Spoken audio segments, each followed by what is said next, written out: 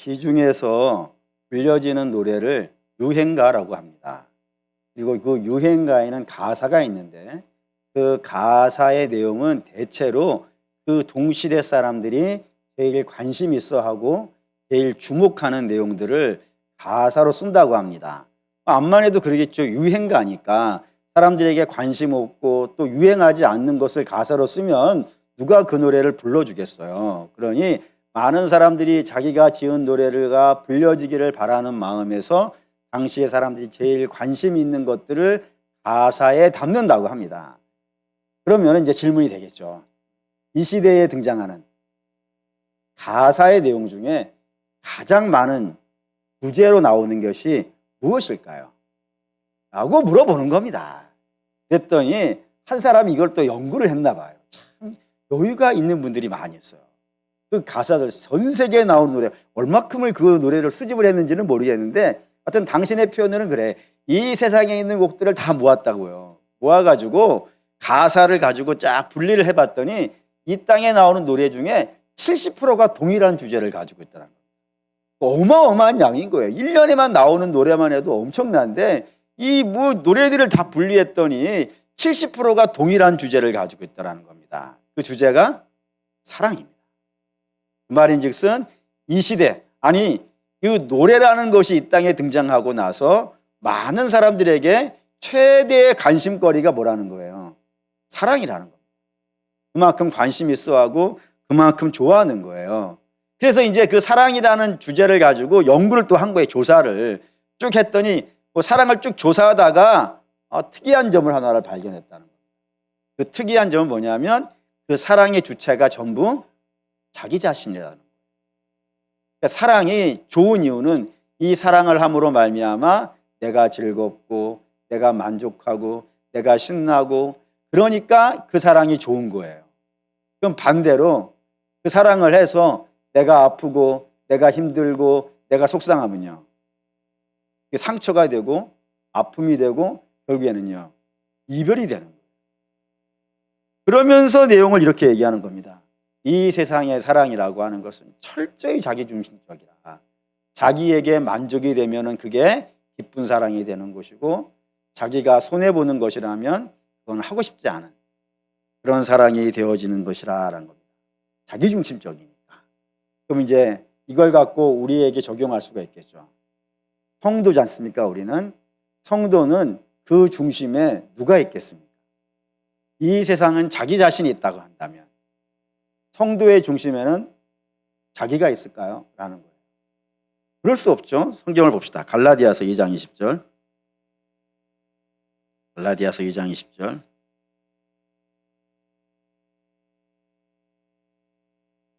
갈라디아서 2장 20절을 절대로 오해하면 안 됩니다. 갈라디아서 2장 20절은 믿음이 큰 사람들에게 해당되는 것이 아니라 믿음이라는 것 자체가 이런 모습이라는 걸 설명하는 거예요. 갈라디아서 2장 20절 읽겠습니다. 내가 그리스도와 함께 십자가에 못 박혔나니 그런즉 이제 내가 사는 것이 아니요 내 안에 그리스도께서 사시는 것이라. 이제 내가 육체 가운데 사는 것은 나를 사랑하사 나를 위하여 자기 자신을 버리신 하나님의 아들을 믿는 믿음 안에서 사는 것이라. 내 안에 내가 있는 것이 아니고 주가 있고요. 그 주가 내 안에 중심이 되어져 살기 때문에 나의 삶은 철저히 누구 중심이라고요? 예수님 중심이라고. 더 가봅시다. 빌립보서 1장 20절. 빌립보서 1장 20절.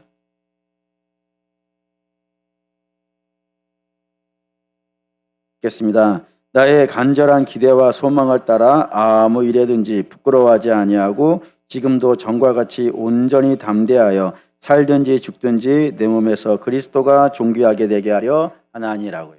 내 삶의 중심에는 예수님이 있고 나의 삶의 목적은요. 그분을 기뻐하고 그분을 즐거워하며 그분의 기쁨이 되어지는 것. 그것이 성도의 삶이라 이겁니다. 그것이기 때문에 사도 요한은 사랑도 이와 마찬가지라는 겁니다. 읽었죠? 7절 8절 요한 1서 4장 7절 8절 읽겠습니다. 사랑하는 자들아 우리가 서로 사랑하자. 사랑은 하나님께 속한 것이니 사랑하는 자마다 하나님께로부터 나서 하나님을 알고 사랑하지 아니하는 자는 하나님을 알지 못하나니 이는 하나님은 사랑이라 라고요. 우리가 사랑을 하는데 우리가 사랑하는 원동력은 철저히 누구라고요? 하나님이라 이겁니다. 그래서 사랑하는 자는 하나님께로부터 나온 자라고요. 하나님께 나온 자이고 하나님을 아는 자인 반면에 사랑하지 않는 자는 하나님을 알지 못한다 라고 이렇게 이야기하는 거란 말이에요. 왜 그러냐? 하나님은 사랑이기 때문에. 그리고 우리가 사랑을 한다는 것은 철저히 누구 중심의 사랑일 수밖에 없어요. 하나님 중심의 사랑일 수밖에 없는 겁니다. 만약 그렇지 않다면요, 우리의 사랑이 하나님 중심의 사랑이 아니라 나 중심의, 자기 중심의 사랑이라 그런다면 오늘 사도 요한이 4장 7절 8절에 이야기한 근거로 이야기한다면 그런 사람은 하나님께로부터 나지 않은 사람이든지, 두 번째, 그가 하나님께로부터 난 사람이긴 하지만 최소한 뭐는 모르기 때문에, 하나님 모르기 때문에 하는 겁니다.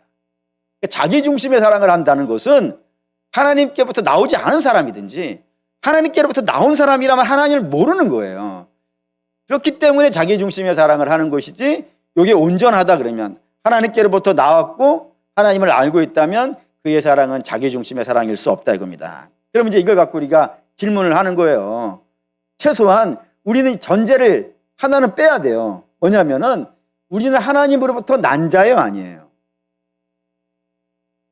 네, 이게 아직 의심스럽진 않죠? 목사님, 요즘 제 모양을 보니까 헷갈리던데요. 네, 그걸 헷갈려 하시는 분은 괜찮은 거야.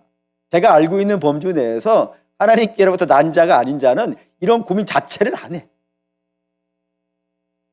뭐 이렇게 뜬금없이 그래요. 네? 진짜라니까. 하나님께로부터 안 난 자는 하나님께로 났는지 안 났는지 자체를 고민을 안 해요. 근데 하나님께로부터 난 자는 내가 하나님께 난 게 맞나 고민하고 괴로워하고 가슴 아파한다고요. 그러니 여러분, 저와 여러분 일단 하나님께 난 자라는 전제를 정하고 오늘 이야기를 하자고요. 이 사도 요한도 누구에게 이야기한 거니까, 하나님께로부터 난 자에게 이야기하는 거, 교회에다가 이야기하는 거니까 우리도 그런 관점에서 하나님께 안 났다는 건 불신자 이야기니까 빼고 하나님께 난 자인데, 하나님께 난 자임에도 불구하고 하나님의 사랑을 하지 못하는 거, 자기 중심적인 사랑을 하는 것은 뭐 때문이라고요? 하나님 모르기 때문이라는 거예요. 하나님의 사랑을 모르기 때문에 이렇게 하는 것이지, 너희가 하나님의 사랑을 제대로 알게 되어진다면은 하나님의 사랑을, 자기 중심의 사랑이 아니라 하나님 중심의 사랑을 할 수 있다라는 겁니다. 그래서 이제 9절 10절이 등장하는 겁니다. 9절 10절 읽겠습니다. 하나님의 사랑이 우리에게 이렇게 나타난 바 되었으니 하나님이 자기의 독생자를 세상에 보내심은 그로 말미암아 우리를 살리려 하심이라. 사랑은 여기 있으니 우리가 하나님을 사랑한 것이 아니요 하나님이 우리를 사랑하사 우리 죄를 속하기 위하여 화목제물로 그 아들을 보내셨음이라 했습니다. 하나님의 사랑을 알아야 돼요. 하나님의 사랑을 알려면은 우리가 하나님을 이렇게 깨달아서 알 수 있는 것이 아니라 하나님이 당신의 사랑을 우리에게 보여주셔야 된다 이거예요. 하나님의 사랑을 보여주셔야 우리가 하나님의 사랑을 알 수가 있는데, 참 다행스럽게도 하나님은 당신의 사랑을 우리에게 어떻게 하셨다고요? 보여주셨다고요. 심지어는 1장 1절도 볼까요? 1장 1절. 1장 1절. 요한일서 1장 1절 읽겠습니다. 태초부터 있는 생명의 말씀에 관하여는 우리가 들은 바요, 눈으로 본 바요, 자세히 보고 우리 손으로 만진 바라고. 네, 하나님, 우리에게 나타나신 하나님의 사랑을 우리는 봤고 들었고 자세히 묵상하였고 심지어 손으로 만져본 것이라 라고 하면서 하나님이 분명하게 알려주셨다는 겁니다. 그러면 하나님께서 우리에게 알려주신 하나님의 사랑은 어떤 것일까? 이게 이제 세 가지가 오늘 본문에 등장한 겁니다. 그 첫 번째는 뭐냐면, 하나님의 사랑은 받는 사랑이 아니고 보내는 사랑이라는 거예요. 어떻게 보내냐면 하나님이 자기의 독생자를 세상에 보내셨다 이겁니다. 두 가지로 나눠서 묵상하셔야 돼요. 첫 번째는 자기의 독생자라 했습니다. 자기의 독생자. 자기의 독생자라는 것은 유일하신 아들이라는 의미겠고, 또 유일하신 아들이라는 것은 하나님이 가장 사랑하는 아들이라는 말이 될 수도 있고, 또 다른 말로 말한다면 누구에게도 줄 수 없을 만큼 소중한 아들이라는 말도 됩니다. 또 더 나아간다면은 하나님에게서 난 자니까, 하나님의 독생자니까 그분은 뭐겠어요? 또 해야 되는 건 아니죠. 소에서 나면 송아지, 말에서 나면 망아지. 하나님에게서 난 자는요, 하나님. 유일하신 독생자라는 것은 예수님은 하나님이라는 거예요. 그런 분이라고요. 그런 분을 누구에게 줬다고요? 세상에 줬다는 겁니다. 그럼 세상은 어떤 것일까요? 성경에 세상을 나타내는 것들이 여러 가지가 있어요. 여러 가지가 있는데 오늘 본문에 등장하는 세상이라는 것은 이런 의미를 가지고 있습니다. 모두 5가지 의미가 있어요. 첫 번째, 요한복음 1장. 요한복음 1장 10절에서 11절. 요한복음 1장 10절에서 11절 읽겠습니다. 그가 세상에 계셨으며 세상은 그로 말미암아 지은 바 되었으되 세상이 그를 알지 못하였고 자기 땅에 오매 자기 백성이 영접하지 아니하였으나 했습니다. 이 세상은 어떤 것이라고요? 모른다고요. 누구를? 왕을 모른다. 자기 백성에게 왔는데 그 자기 백성이 못 알아보는 거예요. 그게 이 세상이에요. 이사야도 볼까요? 이사야, 이게 구약에 있는 예언을 가져온 것인데 이사야 53장 1절.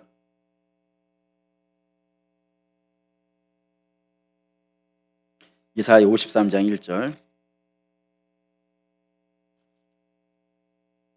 구약 성경 1032페이지 이사야 53장 1절 읽겠습니다. 우리가 전한 것을 누가 믿었느냐? 여호와의 팔이 누구에게 나타나느냐? 우리가 얘기해줘도 못 알아듣는다고, 이 세상. 이분이 하나님이야. 이분이 우리를 구원하러 오신 우리의 주시고 우리의 창조주시며 우리의 주관자야 라고 보여줘도 못 알아듣고 알려줘도 못 알아듣는 그런 곳이 이 세상이라고 되어져 있습니다. 그러니 참 안타깝죠. 이보다 더 안타까운 게 어디 있겠어요. 여러분, 이거 사실 그렇잖아요. 그 자녀가 부모를 못 알아보는 거야.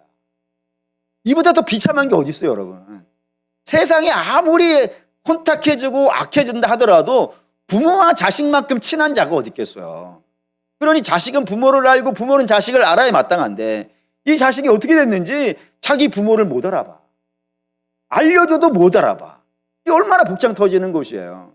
근데 못 알아보는 것으로만으로도 이게 비참한데 더 나아가서 어떠한 세상이냐면 오신 주를 비난하고 조롱하고 모욕을 주고 때리고 쫓아내더라 이거. 그게 얼마나 악해요. 여러분들 잘 아시다시피 예수님께서 이 땅에서 당하신 모욕이라고 하는 것은 이게 어마어마하지 않습니까? 같은 사람끼리 당하여도 이보다 더 치욕스러운 것이 없을 텐데 창조주 하나님이 피조물에게 그런 조롱과 멸시를 받는다는 것은 차마 견디기 어려울 만큼의 고통 아니겠어요? 그런 고통을 창조주에게 주는 것이 이 세상이고, 세 번째는 이 세상의 모습이 악한 것 중에 저는 이게 좀 제일 심각하다고 생각하는 것인데 뭐냐면 잘해줄 때는 어떻게 하는 거예요? 기뻐하는 거예요. 그런데 그들의 기대에 조금만 미치지 못하면요, 분노하는 거예요. 그런 모습들이 성경에 많이 등장하지 않습니까? 예를 들면 가장 센 건 이거예요. 예수님께서 예루살렘에 입성할 때 예수님하고 같이 입성한 사람들이 있어요. 그런 사람들은 예수님을 따라온 것 아니겠습니까? 계속해서. 저들이 지금 왜 따라오고 있는 거예요? 예수님 따라다니면서 놀라운 것들을 많이 봤단 말이에요. 예를 들어 병이 고쳐지고, 어쩌면 예수님 따라온 자 중에는 예수님으로 말미암아 병이 고쳐진 자가 있을지도 모르겠어요. 또 어떤 사람은 예수님으로 말미암아 오병이어의 역사를 만난 적이 있는 사람도 있을 것이고, 4,000명이 먹고 남은 적도 있지 않습니까? 그런 거를 경험한 사람도 있을 것이고, 또 은혜로운 말씀을 들은 사람도 있을 것이고, 하여튼 예수님에게서 뭔가 좋은 것들을 만났기 때문에 자기의 모든 것들을 내려놓고 쫓아온 것 아니겠어요. 그런데 그렇게 자기에게 잘해줄 때는 엄청나게 환호하고 기뻐하던 백성들이 그들의 기대에 못 미치니까 어떻게 돼요? 돌변을 하는 거예요. 돌변을 해서 바라바를 내어주고 예수를 죽이라고 한단 말이에요. 이게 세상의 모습이라고. 간혹 우리 중에는 없지만 그런 이야기 종종 들을 때 있지 않습니까? 하나님이 뭔가를 내게 기도의 응답을 주셨을 때는 굉장히 기뻐하다가 내가 원하는 답 한번 주시지 않는다면 하나님 계시느냐 안 계시느냐 이런 생활을 하는 경우들이 우리에게 있다 이거. 그런 모습을 갖고 있는 것이 이 세상이고, 네 번째는 이것도 제일 심각한 것 중에 하나인데 새벽 이슬 같은 거예요. 새벽 이슬이 뭐 좋은 의미로 말한다면 순결하고 깨끗하고 아름답고 뭐 이런 것일 수 있겠지만 나쁜 의미로 말한다면요. 휘 변하는 거예요. 그래서 해만 뜨면 어떻게 되는 거예요? 사라져버리는 거예요. 되게 좋았다가 정말 좋았다가 온 모든 걸 다 내어놓을 것 같다가 상황이 나빠지면은 돌변하는 그런 사람들을 성경에 찾는다면 아마 그게 제자들일 거라 생각합니다. 제자들 늘 예수님 앞에 뭐라 그래요? 내가 예수님 지키겠습니다. 남들은 다 버린다 하더라도 저만은 주님을 지키겠습니다. 얼마나 순결하고 멋있고 아름답고 깨끗해요. 그런데 그런 그들이 정작 예수님 잡혀가실 때는요, 전부 다 모른다고 도망가는 제자들마저도 그렇게 배신하는 것이 이 세상의 모습이고, 마지막 뭐 다 알고 있는 건 이 세상은 결국에 예수님을 어떻게 하는 거예요? 죽인다 이겁니다. 자기를 구원하러 온 예수님을 십자가에 못 박아서 나무에 못 박는다는 것은 그냥 단순히 죽인다는 개념이 아니라 성경에는 나무에 못 박는 자는 뭐라 그랬어요? 저주받은 자라고. 하나님께 저주받은 자라고. 그런 모욕과 함께 예수님을 십자가에 달아 죽이는 것이 이 세상이라 이겁니다. 그러니 그런 모습을 가지고 있으니 하나님의 입장에서 이 세상은 아낄만 해요? 아낄만 하지 않아요? 아낄만 하지 않지. 당연히 아끼는 건 고사하고 심판을 받아 마땅한 것이 이 세상 아니겠냐 이겁니다. 그런데 하나님께서 그 세상을 심판하시더라 안 하시더라? 안 하시더라고요. 그리고 뭐를 하시냐면 불쌍히 여기신다 이겁니다. 불쌍히 여기셔가지고 뭐를 하시는 거예요? 아들을 내어주신다. 이 세상을 불쌍히 여겨서 아들을 내어주신다. 그러니까 저들을 이러한 모습이 있는지 안 있는지 묻지도 않고 따지지도 않고 하시는 거예요. 이 백성들을 사랑하여서 그들에게 당신의 귀한 것, 절대로 사랑받을 만한 자격이 없음에도 불구하고 당신의 가장 귀한 아들을 아낌없이 내어주는 것, 그것이 무엇이라고요? 하나님의 사랑이라. 그 사랑을 사랑하는 믿음의 성도 여러분, 저와 여러분이 받은 줄 믿습니다. 아멘인데 너무 제가 근사하게 설교를 해가지고 여러분들이 푹 빠졌나 봐. 아멘이 못 나올 정도의 감격을 누리시고 있다고 혼자 생각을 하고 있는 중에 있어요. 그렇죠? 성도는 이 사랑을 받은 사람입니다. 이 첫 번째고요. 두 번째는 살리는 사랑이라고 되어 있어요. 하나님께서 당신의 아들을 이 못나고 하나님을 알지도 못하고 하나님을 모욕하고 죽이는 그 세상을 향하여서 하나님이 세상을 이처럼 사랑하사 독생자를 주셨는데 그 독생자를 주시는 것은 저들을 멸망시키려고 하는 것이 아니라 살게 하시려고 이 아들을 내어주셨다는 겁니다. 그 말인즉슨 거꾸로 얘기하면 이 세상은 지금 어떤 상태라는 거예요? 죽어 있는 것 아니겠습니까? 죽어 있으니까 살리는 것이지 살려 있는 자를 살린다는 건 말이 안 되는 것 아니겠어요? 그러니까 이 세상은 죽어 있는 자예요. 죽어 있기 때문에 예수님을 모르고 예수님을 영접하지 않고 예수님을 모욕하고 예수님을 죽인다 이거예요. 그래서 예수님이 이들을 원망하지 않는 거예요. 왜냐하면 이들은 그럴 수밖에 없어. 살아있다 그러면 이들이 벌을 덜 받겠지. 살아있다 그러면 벌을 받아야지. 근데 이들은 죽어 있는 자라고요. 죽어 있는 자니까 주께서 십자가에 달리실 때 뭐라고 하시는 거예요? 저들의 죄를 용서해 주십시오. 왜? 저들은 지금 자기가 무엇을 하고 있는지 모른다 이거예요. 죽어 있기 때문에 모른다 이거예요. 그럼 왜 저들은 죽어 있을까요, 여러분? 이사야로 볼까요? 이사야 59장 1, 2절. 이사야 59장 1, 2절.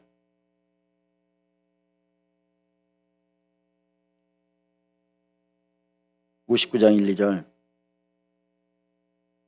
여기에 죽어 있는 자의 개념을 분명히 이해할 수 있는 말씀이 등장합니다.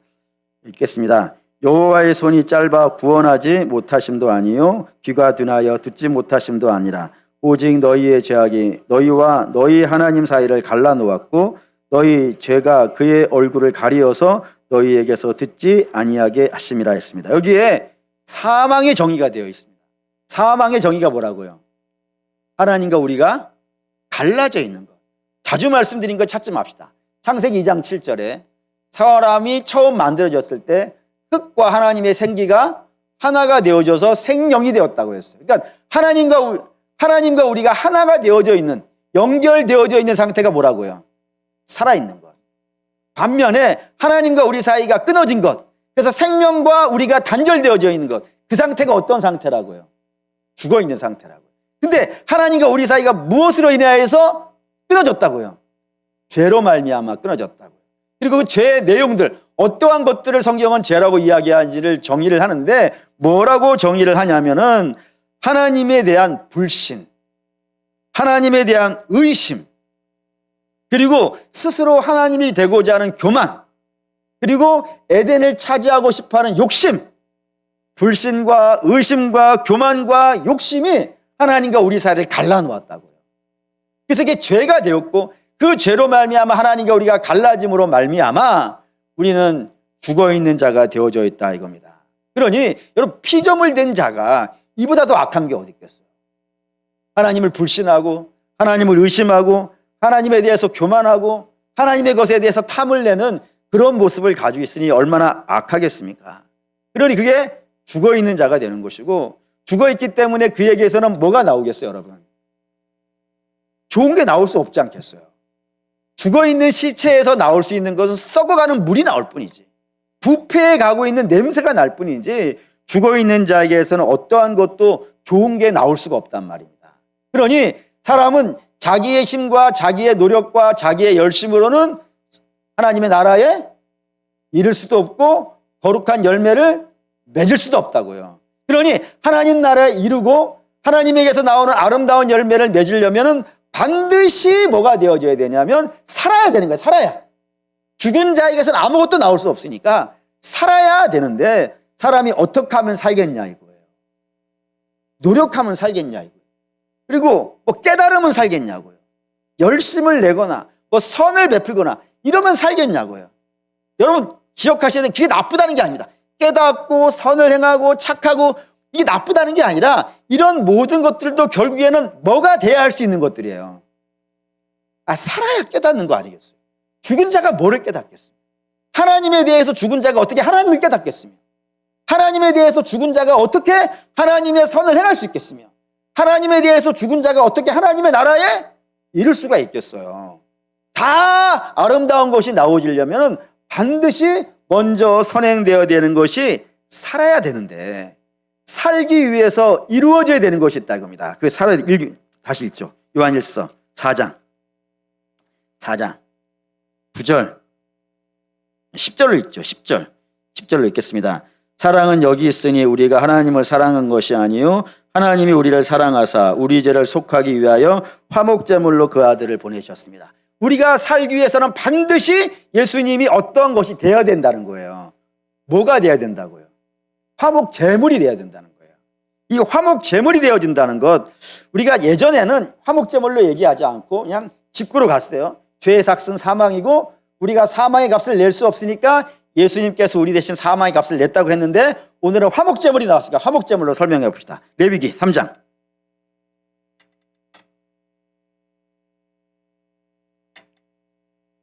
레위기 3장 3절에서 5절. 화목제물이 뭔지를 보면 알겠죠. 3절에서 5절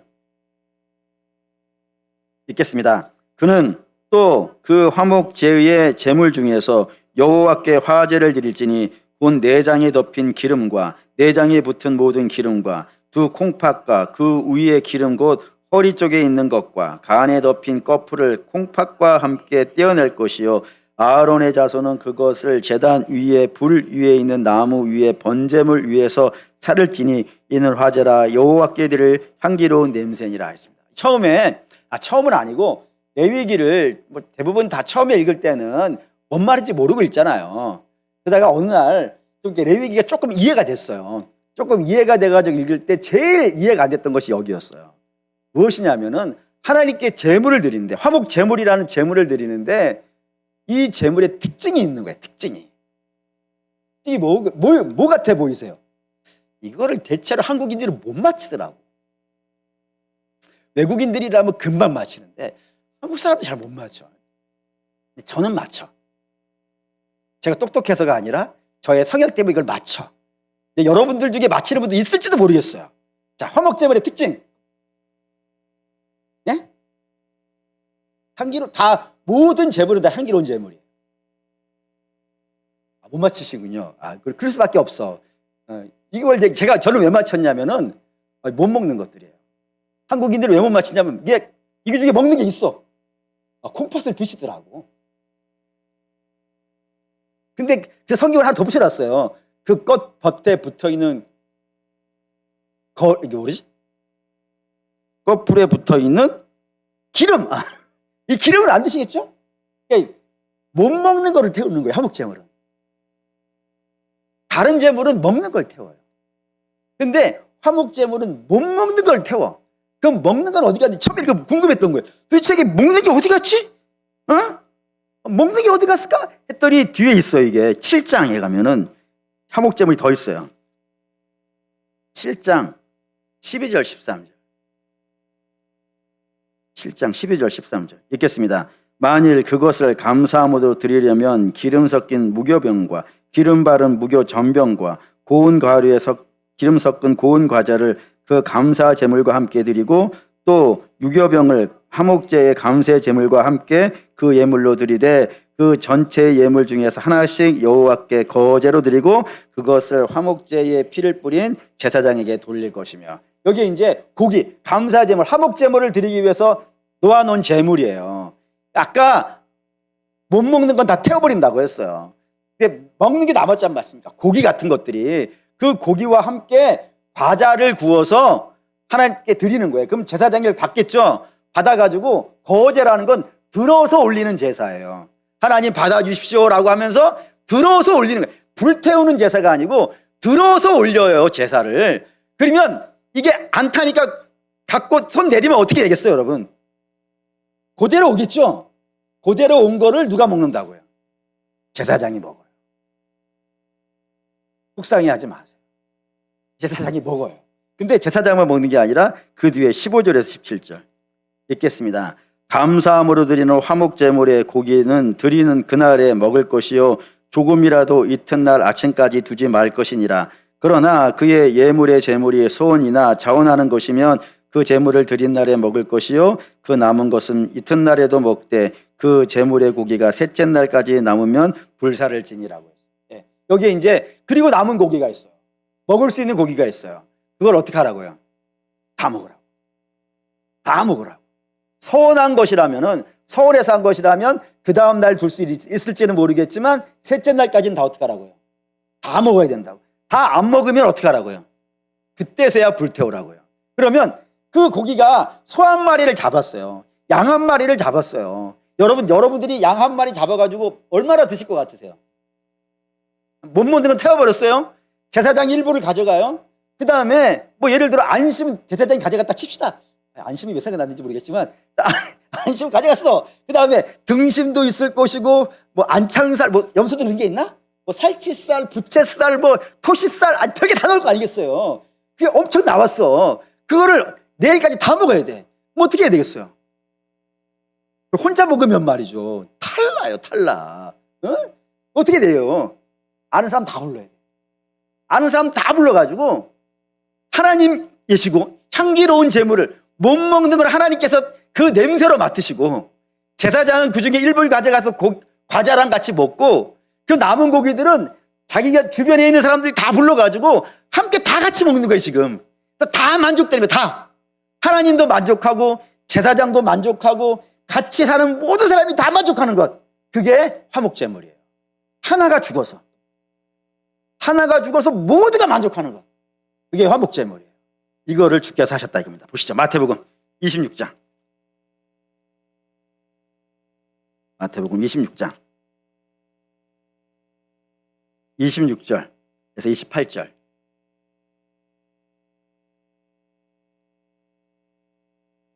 26절에서 28절 읽겠습니다. 그들이 먹을 때 예수께서 떡을 가지사 축복하시고 떼어 제자들에게 주시며 이르시되 받아서 먹으라, 이것은 내 몸이니라 하시고 또 잔을 가지사 감사하시고 그들에게 주시며 이르시되 너희가 다 이것을 마시라, 이것은 죄사함을 얻게 하려고 많은 사람을 위하여 흘리는 바 나의 피 곧 언약의 피니라 라고 하면서 주께서 떡을 가지고 들어서 축복하시는 거예요. 이게 거제예요. 거제를 하고 당신의 몸을 나누어서 하나님은 받으시고 이 백성들 함께 먹는 거예요. 그래서 이들이 다 함께 살아가는 제사, 그게 화목제물이고 예수님 당신이 그걸 하셨다 이겁니다.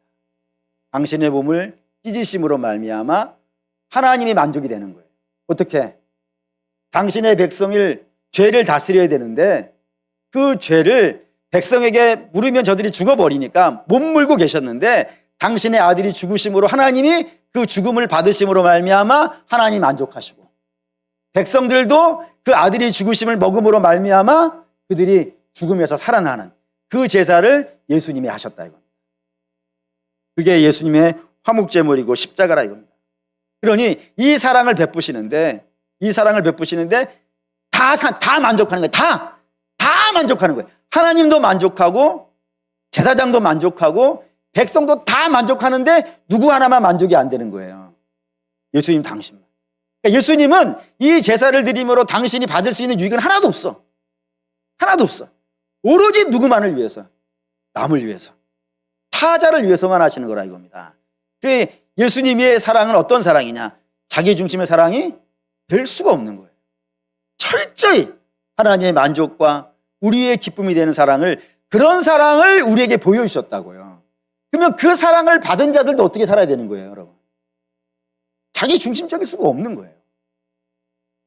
더 가봅시다. 세 번째, 선제적인 사랑이라고 되어 있어요. 이 선제적인 사랑 다시 한번 보시죠. 여기 요한일서 4장 9절 읽겠습니다. 하나님이 자기 독생자를 세상에 보내심은 그로 말미암아 우리를 살리려 하심이라. 사랑은 여기 있으니 우리가 하나님을 사랑한 것이 아니요 하나님이 우리를 사랑하사 우리 죄를 위하여 화목제물로 그 아들을 보내셨습니다. 우리가 하나님을 사랑한 것이 아니라 하나님이 우리를 사랑했다고. 왜 우리는 하나님을 사랑할 수 없을까요? 우리는 죽어 있으니까. 하나님을 알지 못한단 말이에요. 하나님을 최소한 알아야는 그분을 사랑할 수 있는데 우리가 하나님을 알기 위해서는 먼저 하나님 우리에게 사랑을 베풀어 주시지 않고서는 알 수가 없는 거란 말이에요. 그래서 하나님의 사랑은 우리가 하나님을 사랑해서 사랑하는 것이 아니라 항상 먼저 사랑하는 것으로 등장하더라 이겁니다. 이 사랑의 모습을 가장 잘 설명한 것이 세족식에 등장해요. 세족식에 주께서 제자들의 발을 씻기는 거예요. 그렇습니까? 제자들의 발을 씻기는데 주께서 제자들의 발을 씻긴 다음에 이제 너희가 내 발을 씻어 이렇게 하지 않으신 거예요. 어떻게 하시냐면 당신이 선제적으로 제자들의 발을 씻겨준 다음에 그 제자들에게 뭐를 명하세요? 너도 가서 그렇게 하라. 그러니까 왜 이렇게 하냐면 사랑이라는 것 자체가 사람에게서 나오는 게 아니란 말이에요. 그럼 우리 앞에 맨 처음으로 가봅시다. 이 세상의 유행가 속에 등장하는 사랑은 자기 중심의 사랑이라 그랬어요. 근데 그 사랑은 이 세상에 있어요, 없어요? 있잖아요. 예수 없이도 자기 중심의 사랑은 다 할 수 있단 말이에요. 그 사랑을 말하는 게 아니라는 말입니다. 성경이 말하는 사랑은 자기 중심의 사랑이 아니라 철저히 하나님 중심의 사랑이고, 하나님 중심의 사랑은 우리에게서 출발하지 않는다고요. 반드시 어디서부터 와야 된다고요? 하나님에게서부터 와야 된다고요. 그래서 하나님의 사랑을 받은 자는 그 사랑을 어디에 가서 시행한다고요? 다른 사람에게 가서 하고, 그 사랑은 또 받은 사람은 또 그 사랑을요 또 다른 사람에게 가서 하고, 그 사랑을 받은 자는 또 다음 사람에게 하고, 그런 식으로 해가지고 예루살렘에서 출발한 하나님의 사랑이 오늘 우리에게까지 온 것이고, 우리에게서 나가는 사랑이 캄보디아를 가고 있는 거예요, 여러분. 이 거꾸로 가지 않는 거라 이겁니다. 그야말로 하나님의 사랑은 내리사랑이 된다 이거예요. 그런 사랑을 우리가 받았더라 이겁니다. 그런 사랑을 받았기 때문에 우리는 이제 그런 사랑을 하게 되는 것이고요. 그래서 여러분 유명한 이야기가 여기 등장하는 거예요. 선한 사마리아 사람의 이야기. 선한 사마리아 사람의 이야기의 굉장히 중요한 점은 선한 사마리아 사람이 이 강도 만나 죽은 자하고는 어떤 관계인 거예요? 원수 관계예요. 왜? 이 강도 만난 자는 유대인이고 선한 사마리아 사람은 사마리아 사람이에요. 그러니 이 둘은 서로 안 좋아하는 관계예요. 그런데 이 강도 만난 자를 정말로 도와줘야 되는 사람, 다시 말해서 제사장과 레위인은 어떻게 했다고요? 같은 종족임에도 불구하고 저들은 가까이 하지 않고 가버렸다고요. 그런데 전혀 상관없는 이 선한 사마리아 사람이 와서 이 사람에게요, 도와주고 가버리는 거예요. 그리고 가면서 이 주모라 그래야지. 주모에게 뭐라 그러냐면 이 사람 도와주라고. 그리고 이 사람을 도와주다가 더 들어간 비용이 있으면 내가 돌아올 때 다시 내겠다고. 그럼 여러분 한번 생각해 보시죠. 이 사람이 돌아왔을 때 이 강도 많은 사람이 여기 있겠어요, 없겠어요? 없겠지, 당연히. 없겠지. 그러니까 이미 돈을 냈고, 충분히 냈고, 다시 올 때 이 사람이 있든 없든 관계없이 또 내겠다는 거예요. 그러니까 이 사람, 그게 선한 사마리아 사람인 겁니다. 그리고 주께서 말씀하시기를 너도 가서 그렇게 하라 라고 되어 있는 거예요. 그러니까 우리 주하고 우리 알다시피 우리가 하나님 사랑한 자가 아니지 않습니까? 우리는 원래 하나님과 원수되었던 자인데 주께서 아들을 내어주시므로 말미암아 우리를 살리셨고, 더 나아가서 우리를 지켜 보호하시고 결국에는 하나님 나라에 도착시키는 그런 위대한 역사를 하나님께서 해내시지 않겠냐 이겁니다. 그러니 그 사랑을 받은 자는 어떻게 되겠어요? 사랑을 할 수 있게 되어진다. 유명한 심리학 말이 있어요. 심리학 교과서에 이런 얘기 있어요. 부모의 사랑을 받아본 자만이 자기도 사랑하고 남도 사랑할 수 있다고. 여러분, 부모의 사랑을 받아본 자만이 자기도 사랑하고 남도 사랑할 수 있다는 말이 맞을까요, 틀릴까요? 또 뭐 이거 물어봐가지고 맞는 것 같기도 하고, 맞았다고 해야 되는데 이거를 맞았다고 해야 되는데 뭔가 또 목사님이 물어봤을 때는 이게 뭔가 또 이렇게 뺄기가 여기 있어. 응? 그 생각이 들죠? 예, 뺄기가 있으니까 얘기하는 거예요. 이게 맞기도 하고 틀리기도 해요. 맞는다는 건 이런 의미입니다. 부모의 사랑을 받아본 자만이 남을 사랑할 수 있다. 이건 맞아요. 분명히 맞아요. 그런데 틀린 것이 있어요. 부모의 사랑을 받지 못한 자도 자기와 남을 사랑할 수 있어요. 이게 틀린 거예요. 왜? 부모의 사랑을 받지 않아도 하나님의 사랑을 받은 자는 그걸 해요. 그러니 부모의 사랑 중요해요. 안 중요하다는 게 아니에요. 그런데 그거와 관계없이 하나님의 사랑을 받은 자들은 그들이 자기를 사랑할 줄 알아요. 남도 사랑할 줄 알아요. 그러니까 하나님의 사랑을 받으면 그렇게 돼요. 그러니까 사랑하는 여러분, 바라고 원하는데 저와 여러분은 나도 사랑할 수 있고 자기 자신도 사랑할 수 있고 남도 사랑할 수 있는 자가 되기를 바랍니다. 그러려면 여러분 십자가의 사랑을 마음껏 받으시길 바라요. 왜 교회 와서 십자가를 묵상해야 돼요? 맨날 왜 십자가를 묵상해야 돼요? 이걸 이렇게 생각해 보세요. 부모의 사랑은 하루만 받고 말까요? 부모님 저를 낳으신 것으로 저는 충분하고 이제 저 안 사랑해 주셔도 돼요? 이 생각하는 사람 누가 있겠어요? 사랑이라는 말은 뭐라 해야 되나? 1000번을 들어도 또 듣고 싶은 거 아니겠어요? 사랑은 그래요. 그러니 우리가 하나님의 사랑을 교회 와서, 사람의 사랑 물론 그거 중요해요. 교회 와서 우리 형제 간의 사랑을 나누는 거 중요해요. 안 중요하다는 거 아닙니다. 근데 더 중요한 것은 저와 여러분이 십자가의 사랑을 좀 많이 묵상할 수 있으면 좋겠어요. 교회 와서 일단 십자가를 바라보시고 십자가 앞에서 기도하시고 주의 사랑을, 이거 결론으로 이걸 읽읍시다. 에베소서 3장. 에베소서 3장. 사도의 기도가 이런 기도가 있었다는 건 생각해 보시고 우리도 같이 기도했으면 좋겠습니다. 에베소 3장 18절 19절. 에베소서 3장 18절 19절 읽겠습니다. 능히 모든 성도와 함께 지식에 넘치는 그리스도의 사랑을 알고 그 너비와 길이와 높이와 깊이가 어떠함을 깨달아 하나님의 모든 충만하신 것으로 너희에게 충만하게 하시기를 구하노라. 이게 굉장히 충격적이었어요. 왜냐하면은 에베소 교회는 보통 교회가 아니에요, 여러분. 읽읍시다, 그냥. 요한계시록 2장. 요한계시록 2장 1절 2절. 요한계시록 2장 1절 2절. 읽겠습니다. 에베소 교회의 사자에게 편지하라. 오른손에 있는 7뼈를 붙잡고 7 금촛대 사이를 거니시는 이가 이르시되 내가 내 행위와 수고와 내 인내를 알고 또 악한 자를 용납하지 아니하는 것과 자칭 사도라 하되 아는 자를 시험하여 그의 거짓된 것을 내가 드러낸 것과라고요. 어마어마한 교회예요, 여러분. 에베소 교회 장작 교회이고 이 초대교회를 지배하고 있는 리더 교회예요. 그러니까 성경도 잘 알아.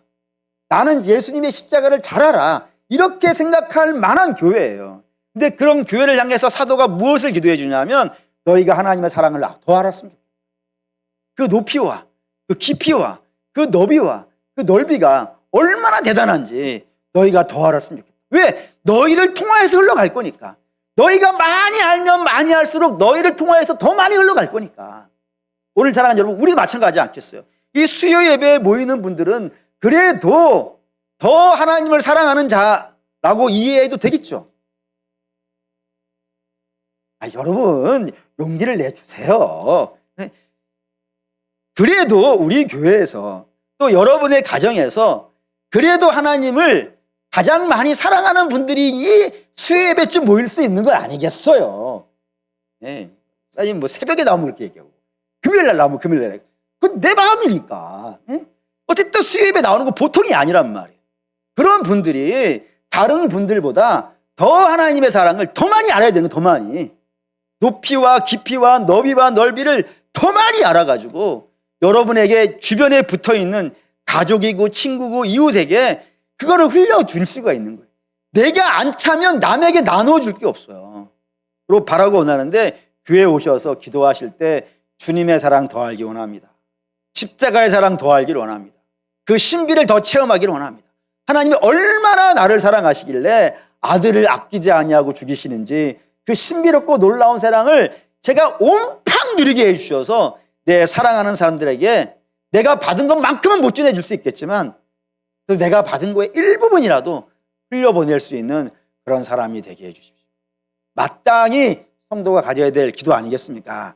그러니 사랑하는 귀한 성도 여러분, 바라고 원하는데 이 사랑, 하나님이 우리가 하나님을 사랑한 것이 아니요 하나님이 우리를 사랑하셨다고 하는 이 선제적인 사랑을, 그 십자가의 사랑을 많이 누리셔서 여러분이 하나님의 통로가 되어 아름답고 신비로운 주의 사랑이 세상을 향하여 흘러가는 역사에 있으시기를 주의 이름으로 축원합니다.